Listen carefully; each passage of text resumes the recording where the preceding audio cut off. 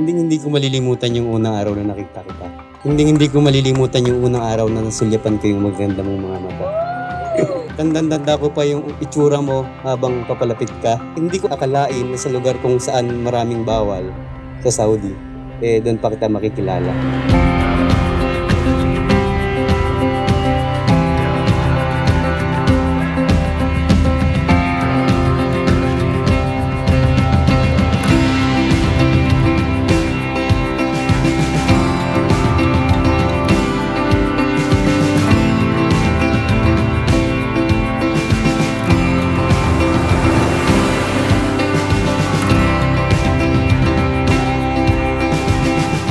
Regalo ko sa'yo. Wala kasi akong ibang maisip, kaya ito na lang. Mahal na mahal kita. Thank you for everything. I love you.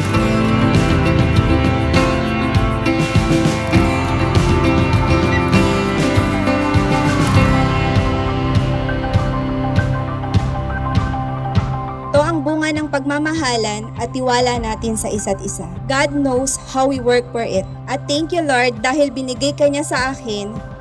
Dahil sa gwapo ka, mabango, masarap magluto, magalang sa magulang mo, at lalo na sa magulang ko dahil lagot ka, at higit sa lahat, artistahin. Dahil ikaw ang piyolo ng buhay ko. Piyolo Honor.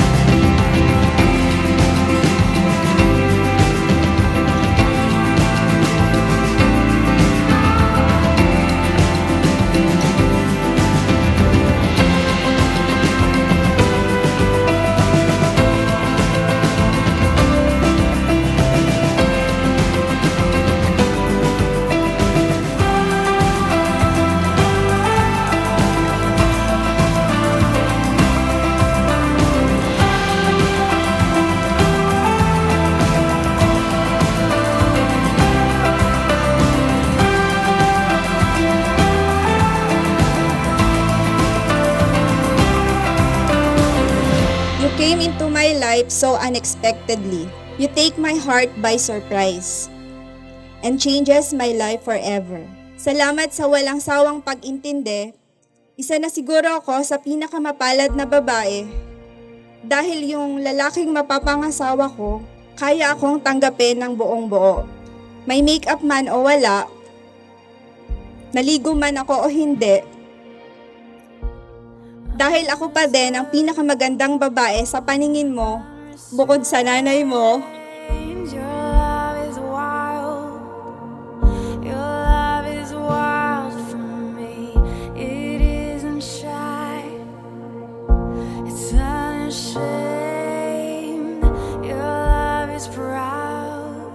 Napakabait talaga ni Lord dahil binigay ka niya sa akin. Sabi nga sa isang pelikula, pandesal lang yung hiniling ko. Pero yung binigay niya, crispy pata. Para kang isang panaginip. Ang kaibahan lang, nabubuhay ako sa panaginip na yun.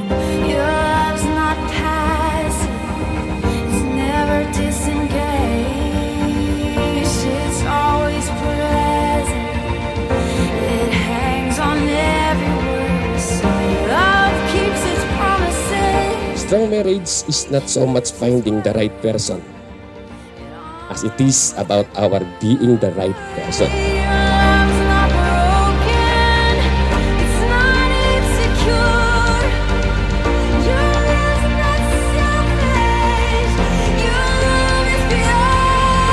Eunice, ipinapangako ko na mamahalin kita at aalagaan, laging patatawanin at hindi papaiyakin. Ipinapangako ko din na hindi na ako sisimangot pag inuutusan mo. Ipinapangako ko din na hindi na ako magiging makakalimutin kasi lagi kang nagagalit sa akin. Di bale, makalimutan ko man lahat, pero hindi yung pagmamahal mo.